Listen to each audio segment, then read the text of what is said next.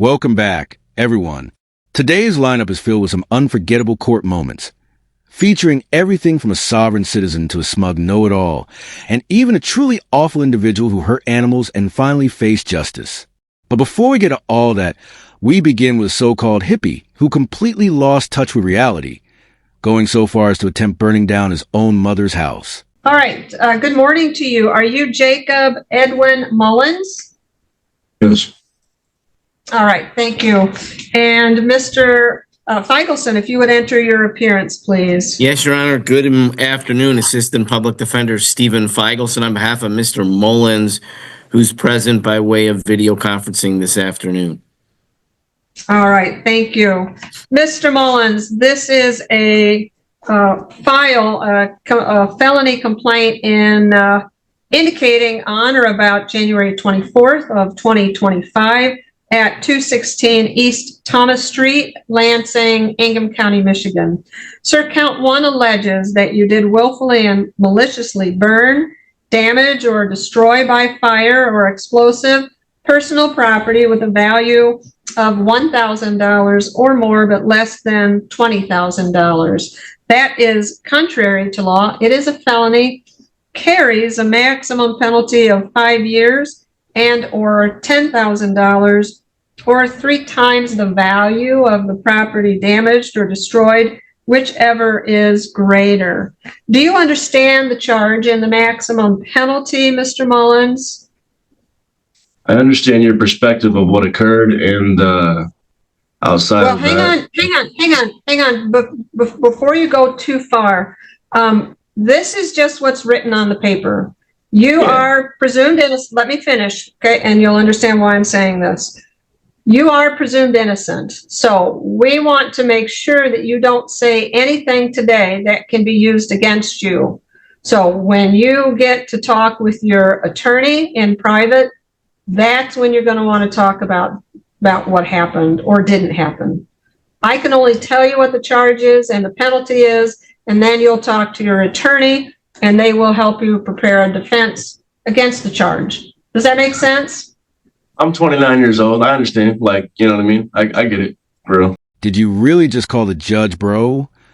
You managed to make it through 29 years of life and still haven't figured out the basic rules of how a courtroom works. Good. Okay. All right. Then, Mr. Mullins, you understand the charge and the maximum penalty. You don't have to agree to it. You just understand. Is that right? Yeah. No disrespect. Okay. Perfect. All right. Now, you do have rights as well. You have the right to plead guilty, not guilty, or stand mute. You have the right to a trial by a judge or a jury, and at that trial, you can present or confront witnesses. If they would not appear, the court can order them to do so. You also have the right to a lawyer, and if you cannot afford one can be appointed for you at court expense. Additionally, you are presumed innocent, as I said earlier, and if you are found guilty, it has to be beyond a reasonable doubt. You also have the right to remain silent. Anything you say or write can be used against you, and you always have the right to have a lawyer present with you at any time that you are questioned. Do you understand those rights, Mr. Mullins? You said read anything you say or write can be used against you? Did you say that? Yes, I did say that. Yes, sir. Me no speak English on that one, but everything else, yes. Okay, good. All right, then, is he applying for an attorney today, Mr. Feigelson? Yes, he is. He presently works with our office on another matter, Your Honor. Okay, thank you. So, Mr. Mullins, what we're going to do is we have 2 hearings set for you on this. A probable cause conference, which is the first hearing. That is February 6th. That's at 8:30 a.m. with Judge Simmons. Excuse me. You are allowed to appear remotely on that, so that's why you will have a colored sheet. I think it's kind of a bluish green. Yep. Okay, you should have that, so you can appear February 6th at 8:30 a.m. remotely or in person. The second hearing is a preliminary exam. You have to appear in person for that. That's on the 6th floor of City Hall, Courtroom 4, and that's February 13th at 8:30 a.m., also with Judge Simmons. So you've got the notice and the Zoom instructions, correct? Yes. Good, good. Okay. Now, is there anything I've told you so far that you do not understand? The one thing I didn't speak English on, yeah, but other than that, yes, everything. Since you seem a little confused, let me spell it out clearly. Whatever's running through your head, you do have the right to remain silent. And that's honestly your best option right now. Every word you say or write can and will be used against you. So the smartest move you could make is to stop talking before you dig yourself into an even deeper hole. I'm an artist. Okay. I've been writing a lot of things, so when I write stuff, it's like almost like, you know what I mean? So that's just a arbitration contract thing that I didn't like. So, I mean, we'll settle through that. So I would like to just voice that. Other than We that, could no just disrespect. move Yes. forward, sir. Appreciate the. Correct. Yeah. You'll talk Thank you. about that with your attorney. Absolutely. Okay. So, Mr. Mullins, I'm going to stop the live stream so that I can protect your. That he be given a low PR bond or a low cash and surety bond, Your Honor. Thank you. If it's All any right, money, thank you. I can't afford it. Let's just say that. I ain't got nothing, and y'all ain't give me any tools to get a job since I've been released from your guys' care. Now, I don't really know what's going on with my support This system, but is it's my relationship turn to with my talk, Mr. Mullins. family. Okay, you don't want to talk about that because, like I said, you might say something that can be used against you. So the court's Sounds going to like- look at two things, Mr. Mullins. I'm going to look at whether or not you're a flight risk and whether or not you are a danger to the public. In regards to that, I'm going to look at your criminal history. I'm going to look at the allegations. I'm going to look at your ties to the community, your employment status. You live with your parents. I look at all of those to determine two things. I do have a concern for the safety of the public. On the matter that I arraigned you on first, the arson, you are presumed innocent, but as I look at the allegations, it presents a concern to the court for the safety of you and any other individuals that reside in that location. I understand that would be Money. that would be your parents. 1995. Okay, Trust me. this is my turn, sir. Okay, I so bought it, based too. on that, I'm not going to grant you a PR bond because I don't find that that is sufficient to ensure your appearance as well as protect the public, as specifically here your parents. The court is going to set a cash surety bond on this of $10,000 What the to fuck? ensure your appearance. I understand that you're angry. You tried to set your mom's house on fire, and now you're facing jail time. But shouting what the / / at Magistrate Milmore isn't exactly helping your situation or making things any better for you. Not done yet, sir. Okay, now, first of all, the condition of your release is do not miss any court dates and do not violate any state or local laws while you're on bond. You're not to possess, purchase, or consume any alcohol or controlled substances without a prescription, and you're not to leave the state of Michigan without permission from the court.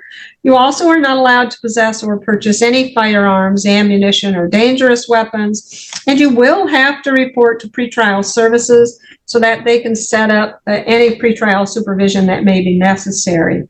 That's either a phone or an in-person interview. Now, I'm also going to tell you, you cannot have any contact with Daniel Mullins and or Barbara Mullins. You cannot call, write, page, email, text, no electronic communications of any kind. You can't have anybody else contact them on your behalf, and no threatening, harassing, or molesting behavior towards them or anyone else.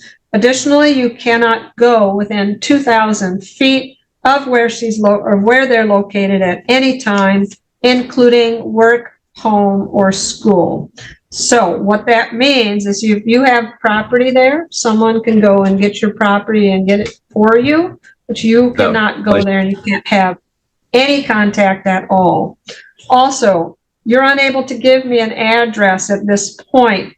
So if you are released, you have 24 hours to notify the public defender's office of the address where you're staying. If you don't do that within the 24 hours, the court then sets a bench warrant for you. Do you understand that?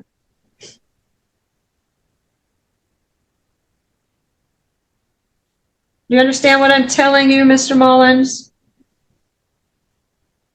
I understand that our system's broken and I'm just a little cog chilling. Hi, I'm Cog. Nice to meet y'all. And what was that supposed to be? Some kind of profound poem. All it really revealed is that your thoughts are scattered and not exactly clear at the moment. Okay, all right, let's go over the other file then. This is, again, the 24-03520. Judge Simmons has ordered that you be remanded on that case file because you failed to appear for the probable cause conference. So you will not be released before that hearing that is to be set. Do you understand? Yeah, y'all tweaking. All right. You guys know I have no clue what the hell y'all are doing. You have no details. You're making a bunch of judgments on very, very, very, very misguided details. And the frail line understanding that you understand. You're going to talk with your attorney. What's the Rotary Club? Who am I? Do you guys know who I am? My name is Jacob Evan Mullins. You guys know who I am. That's crazy. You guys are playing silly ass games. Did you have anything else? I do not, Your Honor. Thank you. Thank you. And I am going to order a CMH evaluation on that new file as well. All right. That. That's about the one good thing you've done today. And it's not your fault. You're an amazing person, I'm sure. And I'm not trying to hurt your feelings or like I'm a frustrated individual. So let me just say, like, I'm sorry for the disrespect. I know it's not your fault necessarily, but this is just a large structure. So I'll end that. Thank you. At this point, it's time to stop talking and head back to your cell. Before long, you'll be standing in front of Judge Simmons, and she's not exactly known for her patience. So that's going to be worth watching. But for now, let's turn to Judge Perkins's courtroom, where a self-proclaimed non-corporate living man is facing 9 fresh traffic charges, including the notorious traveler's trifecta. Gator. This is the city of Detroit versus El Rico Gator. Case number SP-128-1837, counts 1 and 2. SP-156-07261, SP-162-4983, counts 1, 2, and 3. SP-164-3083, counts 1 and counts 2 in the state of Michigan versus El Rico Gator, case number SX40380982. Appearance for the record, please, Mr. Barry. Elwood S. Barry, Jr., on behalf of the defendant. State your full name, Mr. Gator. I'm speaking for the corporation of El Rico Gator. They're gonna love this one. Good morning to you, Mr. Gator. Good morning.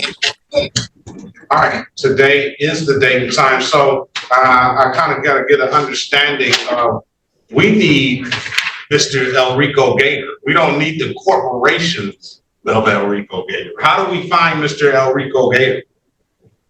I guess that's the name I was given. I guess I'm El Rico Gator. When the name El Rio Gator is called, you better be ready to answer, because if you don't, a warrant will be issued under that name.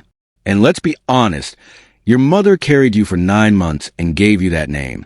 Tossing aside now over some conspiracy theory isn't exactly something she'd be proud to brag about. Okay, all right. Today is the day. Now let me ask you this: do you want Mr. Barry to represent you, or do you want an attorney to represent you? Yes. Okay, good. All right. So today's the date and time set for. It's some matters under warrant status, Mr. Berry, and other matters are in pretrial for the purposes of the warrants. Mr. Berry. Your Honor, we would waive the reading of the information and stand mute. And we'll enter a not guilty plea on your client's behalf and give your client a $0 bond. So what I have here is 1, 2, 3, 4 tickets in Mr. Gator's name. And then I counted some other tickets into the record. I can give you those tickets whenever you're ready. Ready, Your Honor. I have a driver's license suspended. I have a no insurance misdemeanor. I have a no ops.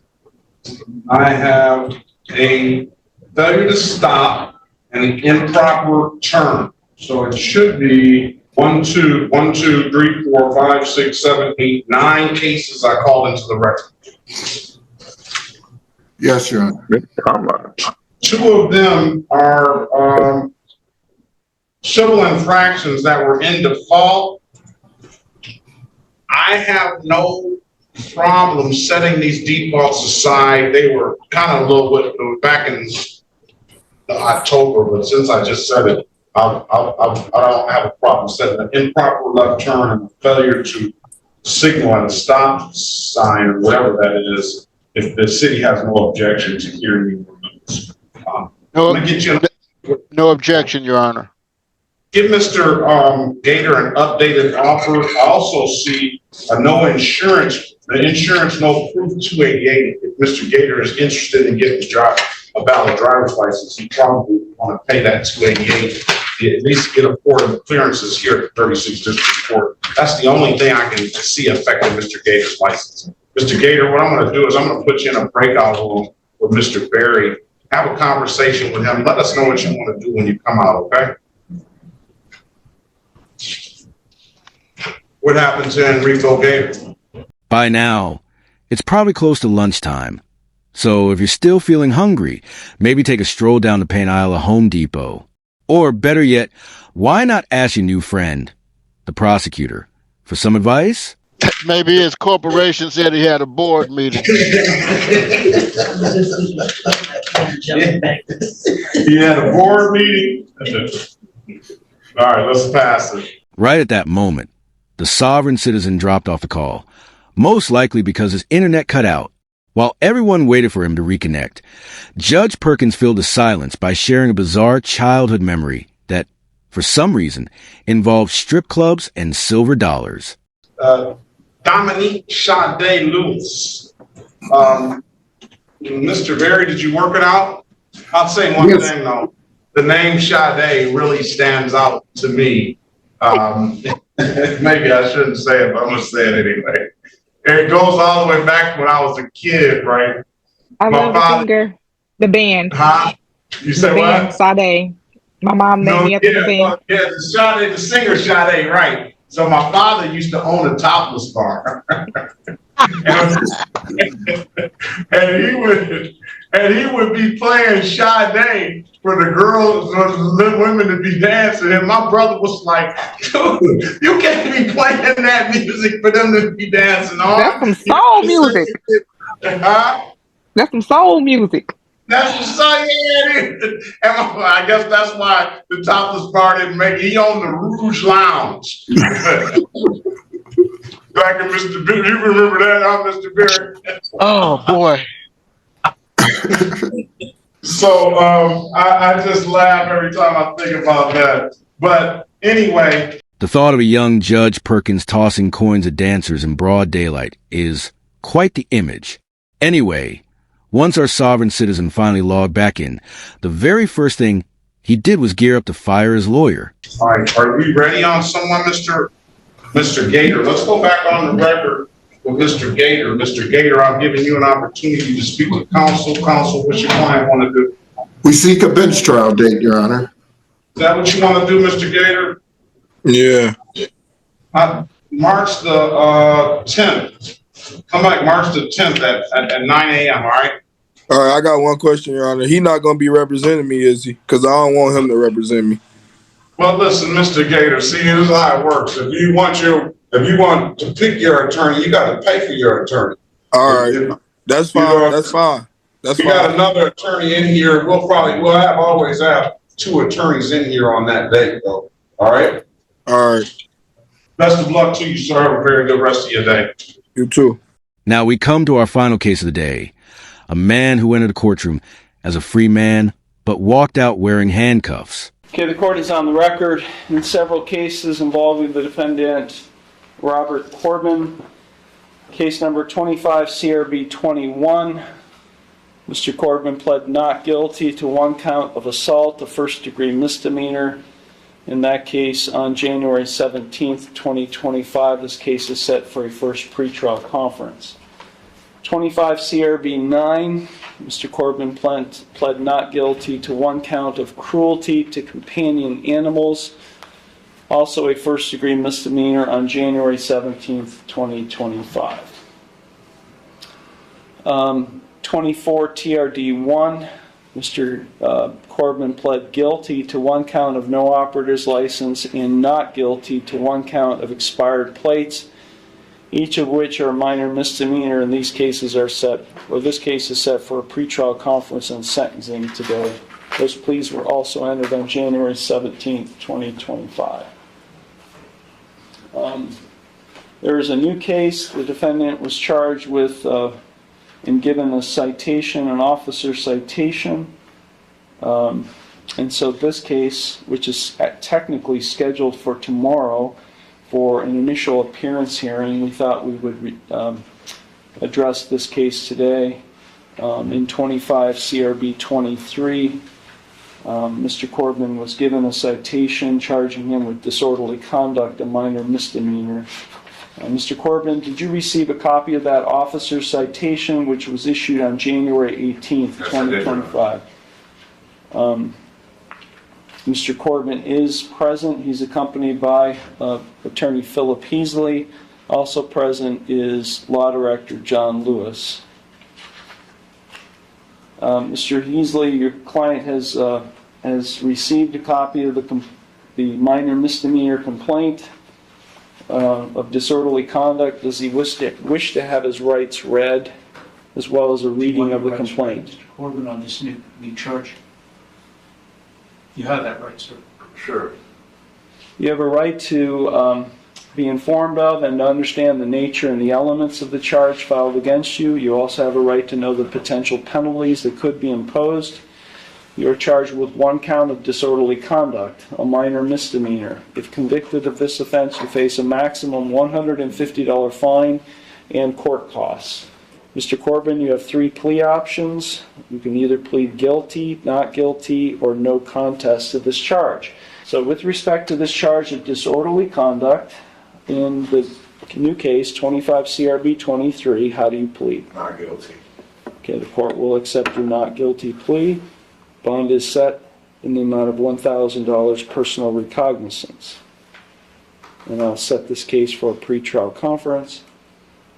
If the defendants actually know it, I'm just going to set it for trial. Okay. With respect to the other cases, Mr. Lewis, the court is in receipt of a pretrial report. Thank you, Your Honor. With regard to actually all four cases, Your Honor, the offer is to plead as charged and to argue sentence. I would like to add for the record, in 25 CRB 21, that is the assault case. The alleged victim was personally served with a subpoena on January 24th of this year. Patrick D'Onofrio, he is not present for the hearing today, Your Honor. Thank you. And that's in 25 CRB 21. That's correct, sir. Okay, Mr. Heasley. Thank you, Your Honor. I should mention that we did try to contact Mr. Corbin, who of course is here, prior to today's hearing and could not get through on the phone.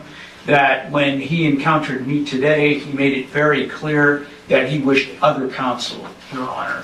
So I have not had an opportunity as of now to talk about him regarding these cases, these 4 cases on which we are appointed.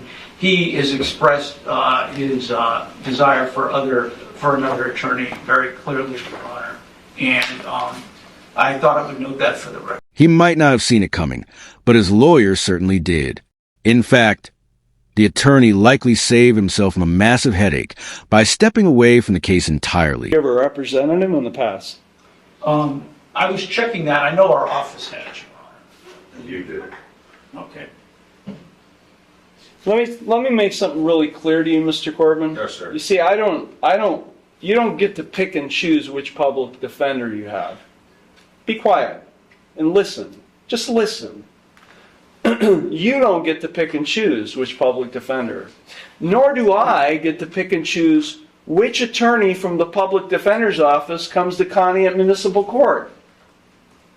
You see, it's the chief public defender of Ashtabula County who assigns assistant public defenders who are assigned to this court and to other courts throughout the county.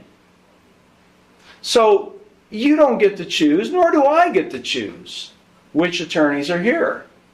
I wasn't aware of that, Your Honor. Yeah, well, now that you're aware, now that you listened to my explanation, if you wish to have a different attorney, you need to call the chief public defender. I'll do that, thank you. Okay, well, because I'm not going to, unless you're going to retain your own attorney, you're going to find an attorney. I was going to do that, I just haven't had enough time to. Yeah, well. As the charges kept rolling in like so fast I couldn't even pay attention to them. But they have the old phone number. That's why they couldn't get a hold of me. I've tried to reach her office at least a half dozen times. They have left messages. Well, hopefully, Mr. Heasley, your correct phone number today, and his office can have that as on record. Thank you. So, are you asking for a second pretrial? Given what Mr. Corbin has indicated, Your Honor, yes, we would ask that. And if Mr. Corbin does retain counsel, which, may very well happen, then another attorney will certainly enter a notice of appearance in these cases. Yes, sir. Thank you. Okay, I'll set these cases, and when I say these cases, I'll set 25 CRB 21, 25 CRB 9, and 25 TRD 1 for a second pretrial conference and sentencing hearing. I'll probably go ahead and set the new case, 25 CRB 23, for a trial to the court on that same date and time. Bond as continued will be previously set. As previously set, will continue. You have a question for the court, Mr. Corbin? Yes, Your Honor. So if I retain my own counsel, which I'm in the middle of right now, I have the money to do it, who do I let know? You guys, the court, or if I'm new with this? I'm not convinced by your claim that you're new to all this, especially when you've already admitted that your current lawyer has represented you before. That excuse just doesn't hold up. So the attorney knows exactly what to do if you retain the attorney. The attorney knows how to notify the court in the proper manner in which to do so. Sorry for wasting your time on all this. So it'll come out in the You're not wasting my time. Now, Mr. Corbin, you brought to the courthouse today a dog. That's my emotional support animal. Okay, well, the emotional support animal you brought is the alleged, it's the same dog, I understand, that you allegedly abused. Exactly, which I did. In case number 25 CRB 9. I understand that's your defense, and that's okay. Okay. But that would be like in a domestic violence case, the person charged with domestic violence bringing with them the victim to court. I didn't mean to. He just always hangs out with me, sir. Well, I'm sorry, Mr. Corbin, that's just not the way things work. Okay. If he's my emotional support animal from the Marine Corps, am I allowed not to have him everywhere in the United States? I'm not saying that, Mr. Corbin. I'm talking about, you're charged with cruelty to animals. You brought the animal that you're alleged to have been cruel to court with you. Okay. I'll be honest. I have absolutely no sympathy for people who abuse animals. They're at the very bottom of society, right alongside child abusers, and those who believe that drowning themselves in cheap cologne can somehow cover up bad life choices. There is a warrant for your arrest out of Ashtabula Municipal Court, so that's going to be addressed today as well. Perfect. So what's it for? I'm curious. I have no idea. There's a warrant for your arrest, and they want you. So in Ashtabula County? In Ashtabula Municipal Court? Right. It's for the 2 charges that I already served for vandalism 3 years ago. Well, they'll so have I gotta go to jail. Yeah, they'll have to address. Let's go to jail. Okay. I knew that was coming. Okay. So it's old cases, though. You guys will take care of my dog, right? I knew you were gonna fucking do this. I'll take care of it. Fine. I know that. Thank you. I knew it was gonna happen though, because they're old warrants. Every time I come to this fucking job, I go to jail. Every time you show up in court, you end up right back in jail. Yet you're still claiming this is all new to you? That doesn't make sense. Your record paints a very different picture. Unless, of course, what you really mean is that you're new to being out of jail, and that I could actually believe,